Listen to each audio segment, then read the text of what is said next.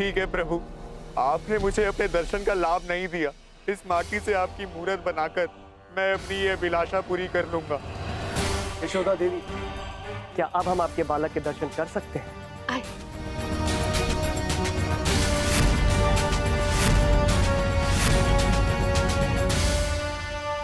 ये देखिए, यहीं पे है प्रभु, इसी स्थान पे जहां हमने उनके एक भक्त का तिरस्कार किया था। शनिदेव की गोद में है प्रभु।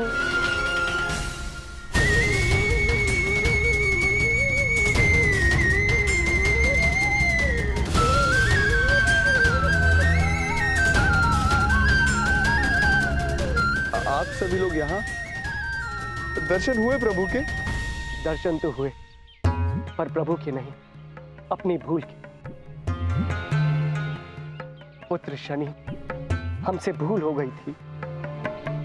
प्रत्येक भक्त को अपने आराध्य के दर्शन करने का पूरा अधिकार है, और ये अधिकार हमने आपसे छीना है। हमें क्षमा कर दीजिए। हाँ प्रभु, हमें क्षमा कर दीजिए प्रभु, हमें क्षमा कर दीजिए।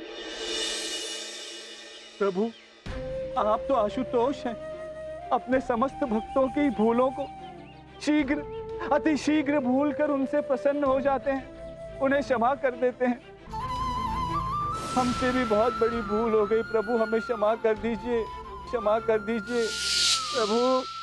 प्रभु प्रभु प्रभु, कहाँ गए हम? प्रभु प्रभु,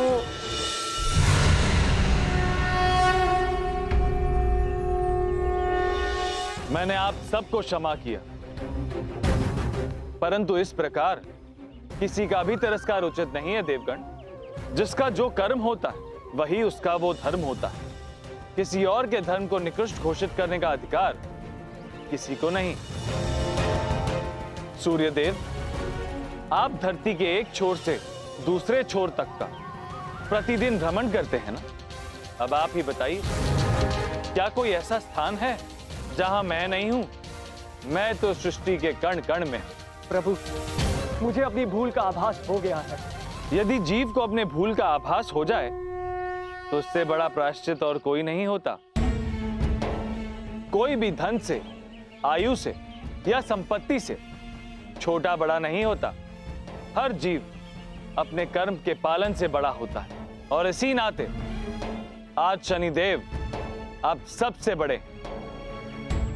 इसीलिए नियति ने जो कर्म निर्धारित किया, आप सब उसका पालन करें। यही सबका धर्म है। कल्याण हो।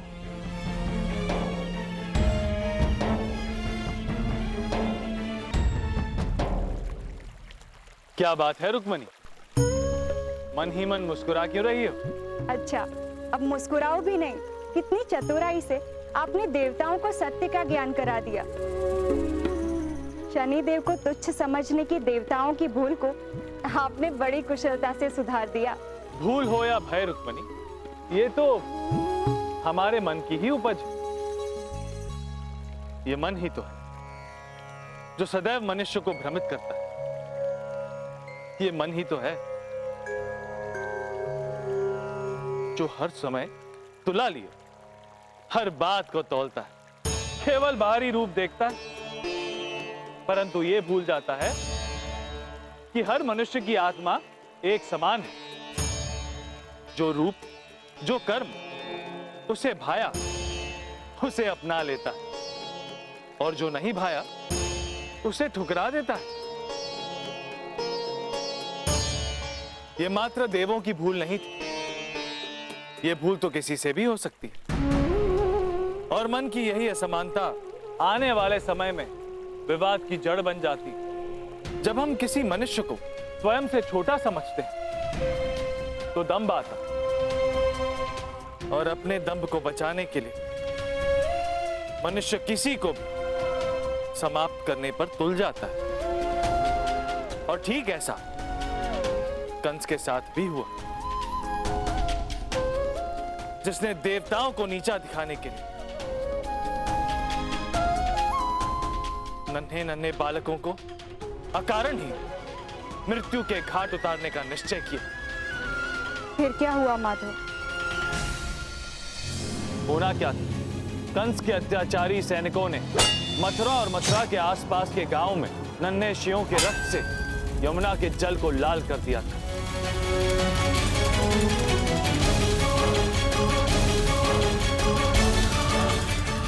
मथुरा के आसपास के गांव में उत्पात मचाने के पश्चात कंस के सैनिक गोकुल की ओर बढ़ रहे थे और आने वाले संकट से अनजान गोकुलवासी मेरे जन्म के अन्नादोत्सव में लीन थे और नंद बाबा गोकुल वासियों को कंस के इस विध्वंस से छिटाने के लिए शीघ्र गोकुल आने का प्रयास कर रहे थे। मेरी रक्षा करने का समय आ गया है दाऊ। मामा श्री के सैनिक किसी भी समय यहाँ आ सकते हैं। हाँ हाँ, तुम तनिक भी चिंता ना करो, मैं हूँ ना, मैं रक्षा कर लूँगा।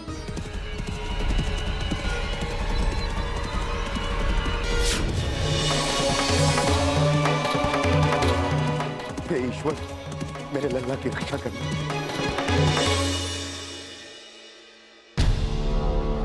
सूर्यदेव,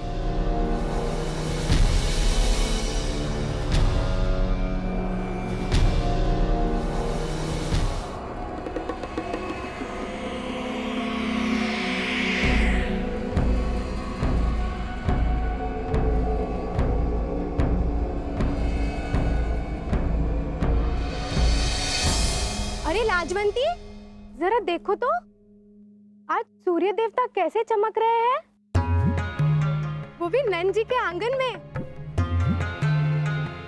लगता है जैसे नंद किशोर से मिलने सूर्य देव भी गोकुल आ गए हैं।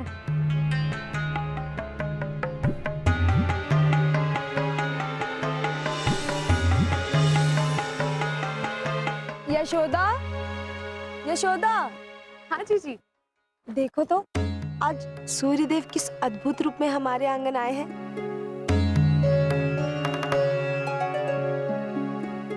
हाँ जीजी, पर सूर्य के ताप के कारण कहीं हमारे बालकों पर विपरीत प्रभाव ना पड़े। हमें इस ताप से बालकों को बचाना होगा। हाँ, तुम सही कह रही हो यशोदा। इस ताप का प्रभाव तो हम सब पर पड़ सकता है। हमें गोकुल वासियों को भी बुला लेना चाहिए। आप सही कह रही हैं जीजी। सुनिए, आप सभी भीतर आ जाइए, अपने अपने बालकों को भीतर लेकर आ जाइए। आइए, चलिए जीजी।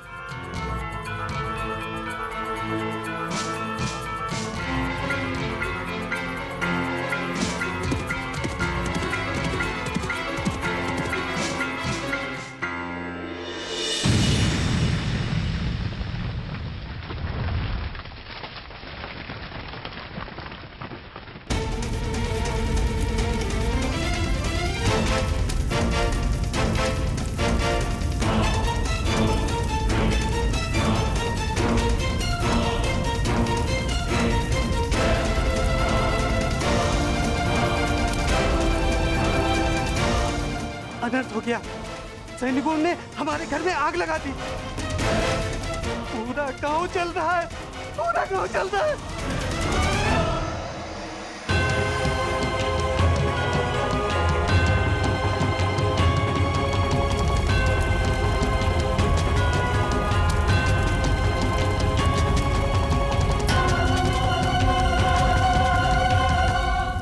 ये क्या? सारे गोकुल में अग्नि, सारे भवन जल रहे। मेरा प्रयास निष्फल गया। कंस के सैनिक मुझसे पहले गोकुल पहुंच गए।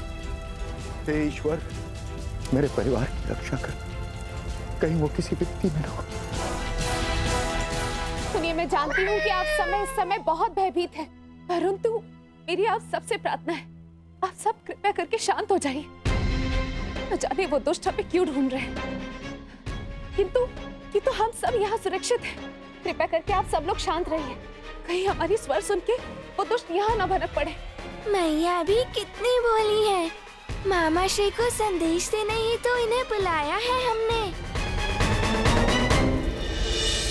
यशोदा, लल्ला,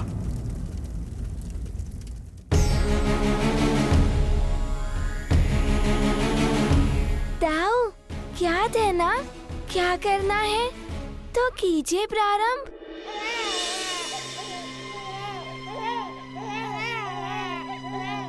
ये तो नन्हे बालकों का रुदन है।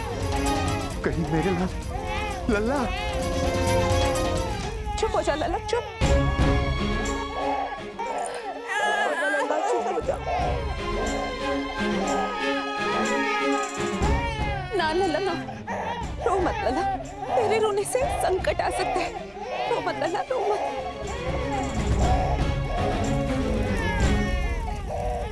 उस तरफ वहां से बालक के रोने की आवाज आ रही है। चलो। चुप हो जा लल्ला। लल्ला को चुप कराइए। लल्ला का रोना सुनकर सैनिक इधर आ गए तो बहुत कठिनाई हो जाएगी। लल्ला चुप हो जा, वरना आज तेरे रोने की आवाज से हम सब पर संकट आ जाएगा। चुप। रोते नहीं है लल्ला, रोती नहीं है, चुप हो जा। यशोदा, आप लोग सब ठीक हो? तुम ठीक हो यशोदा? यशोदा, लल्ला मुझे दे दो। चुप हो जा लल्ला। देख मथुरा से तेरे काका श्री ने क्या भेजा है तेरे लिए। चुप हो जा मेरे लाल। ये देखो। ये सब क्या हो रहा है? कैसा संकट आ गया है गोकुल पर? ये सब उस दुष्ट कंस के आदेश पे हो रहा है यशोदा। उसने मेरे सामने अपने सैनिकों को आदेश दिया कि पिछले 10 दिन में जितने भी शिशु पैदा हुए हैं उन सबको मृत्यु के घाट उतार दो। मैं शीघ्र गोकुलवासियों को सूचना देने के लिए आया, किंतु मुझसे पूर्व वो दुष्ट सैनिक यहाँ पहुंच गए। सारा गोकुल जल रहा है यशोदा, सारा गोकुल जल रहा है।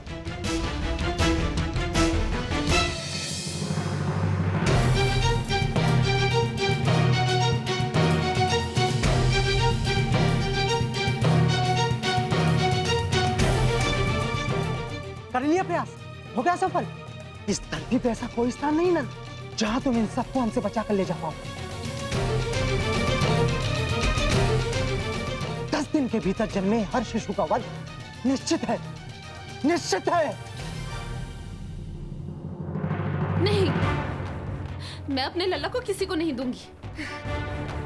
देखो, महाराज कंस तो भविष्यवाणी के कारण अपना विवेक खो बैठे, किंतु तुम सब लोग इस घोर अपराध में क्यों भागीदार बन रहे? जाओ यहाँ से, जाओ। हमारे शिशुओं को कुछ मत करो, जाओ। उठा लो इन सारे शिशुओं को, एक भी बच ना पाए। इस गोकुल को शिशुहीन बना दो, अभी क्या अभी। चलो।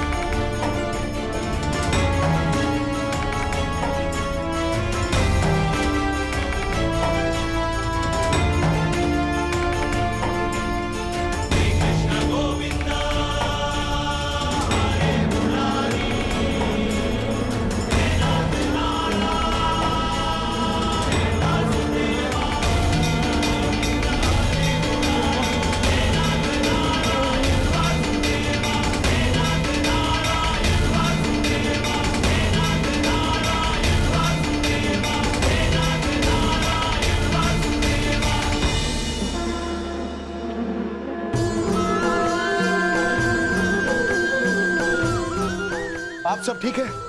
अब हमारे बच्चे सुरक्षित हैं। परंतु कब तक हमारे शिशु सुरक्षित हैं उस दुष्ट कंस से?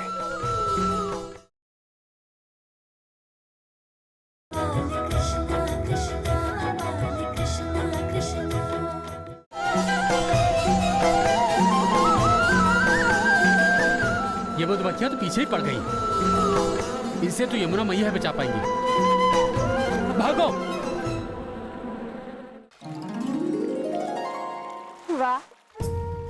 बहुत आनंद आया माधव। और आप भी अद्भुत हैं। किस तरह से आपने कंस के सैनिकों का सारा अहंकार मिटा दिया, वो भी एक छोटी सी मधुमक्खी के हाथों। आकार से कोई बड़ा छोटा नहीं होता रुक्मणी। समय आने पर एक छोटी सी सुई एक तलवार को भी हरा सकती है। इसलिए समय और परिस्थिति से बड़ा और कोई नहीं हो सकता, ना ही कंस और ना ही उसके वो सैनिक। ये बात तो है, परंतु उसके पश्चात उन दुष्टों ने गोकुल में आने से पहले 100 बार सोचा होगा ना?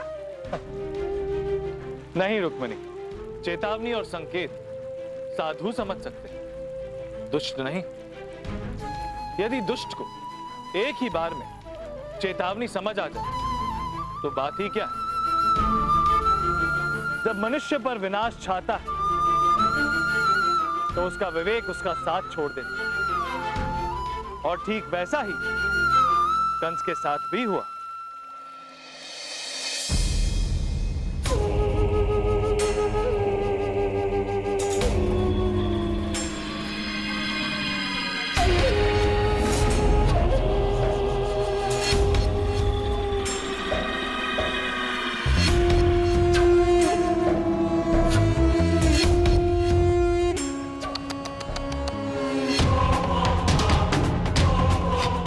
हृदय में पीड़ा हो रही है। हा? पीड़ा सोचो ना, महाशक्तिशाली महाबलशाली कंस के सैनिक मधुमक्खियों के भय से गोकुल छोड़कर यहां आ गए। पता तुम लोगों ने क्या किया? तुमने उन देवताओं को प्रसन्न कर दिया। प्रसन्न हो रहे होंगे वो कि कंस की सेना ऐसी है। और तुम लोगों ने कंस को उतना ही क्रोधित किया। महाराज, मैं जो कह रहा हूँ वही सही है, विश्वास कीजिए। उस गोकुल नगरी में अवश्य कुछ मायावी था। उस 2 दिन के बालक ने अपना खिलौना निकालकर मधुमक्खी के छत्ते पे मारा और हमारी ये दुर्दशा हो गई महाराज। गोकुल नगरी में कुछ मायावी अवस्था।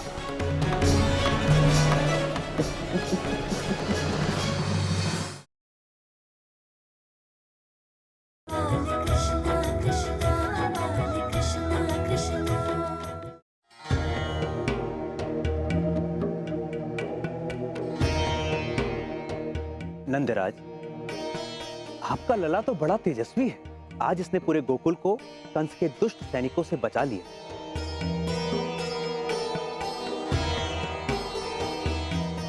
नहीं उपनंद, मेरा लल्ला तो नन्हा है। ये तो ईश्वर की कृपा है जिन्होंने आज हम सब की रक्षा की, गोकुल के सारे शिशुओं की रक्षा, मेरे लल्ला की रक्षा। पर कंस शांत नहीं रहेगा।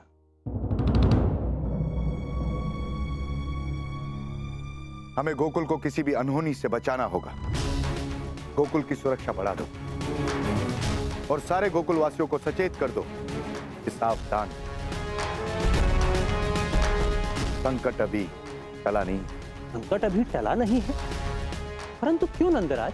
क्योंकि कंस के सैनिक वापस उसके पास जाएंगे, कंस को सारी बात बताएंगे और उसके बाद जो विपत्ति आएगी वो बहुत भयंकर होगी, बहुत भयंकर।